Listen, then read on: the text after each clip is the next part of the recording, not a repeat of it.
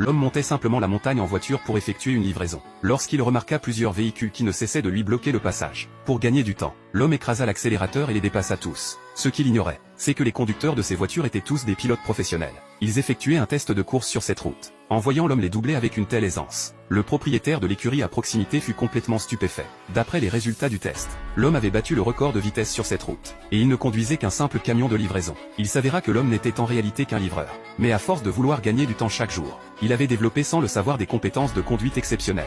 Il ne s'en était tout simplement pas rendu compte lui-même. Ce jour-là précisément, alors que l'homme effectuait ses livraisons comme d'habitude, il aperçut soudain un jeune garçon dans la voiture à côté qui appelait à l'aide.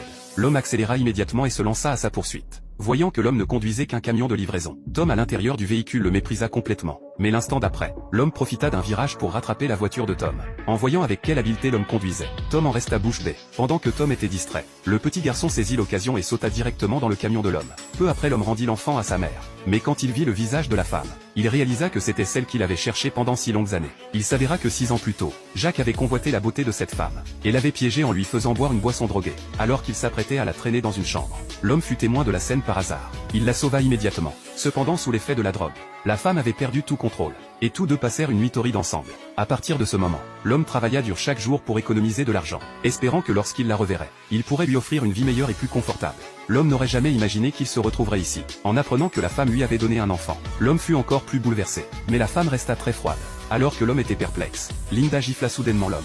Elle l'accusa d'être irresponsable, et d'avoir fait subir à la femme d'innombrables humiliations. La femme demanda également à l'homme de partir au plus vite, et de ne pas perturber l'entraînement de son équipe. L'homme refusait de partir ainsi, mais la femme resta inflexible. Elle le railla en le traitant de fardeau, puis elle poussa leur fils vers lui, leur disant de ne plus jamais réapparaître ici. L'homme voulut la retenir, mais la femme partit sans se retourner. Voyant à quel point l'homme était persistant, Linda finit par lui révéler la vérité. Il s'avéra que l'écurie de la femme traversait une grave crise. Il devait battre l'équipe de Jacques lors de la course du lendemain pour obtenir de nouveaux investissements. Sinon l'équipe serait contrainte de se dissoudre.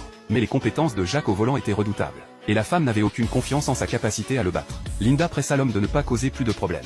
Mais après avoir entendu cela, l'homme fut encore plus déterminé à l'aider. Le lendemain, l'homme arriva sur le circuit avec son fils. La femme fut furieuse en les voyant, alors qu'elle lui demandait pourquoi il n'était pas parti. Jacques arriva avec sa suite. À peine sorti de sa voiture, il commença à se moquer d'elle. Voyant sa mère se faire malmener, le petit garçon prit immédiatement la parole, disant que son papa était un dieu de la course et qu'il le battrait à coup sûr. En regardant les vêtements usés de l'homme, la foule éclata de rire à ses dépens. Le représentant des investisseurs avertit également la femme que, si elle perdait cette course, il suspendrait leur investissement dans son équipe. Jacques était ravi d'entendre cela. Face à la provocation de Jacques, la femme prit immédiatement la décision de tout donner pour remporter la course. Bientôt la course commença officiellement. Le premier tour opposa Linda à John de l'équipe de Jacques.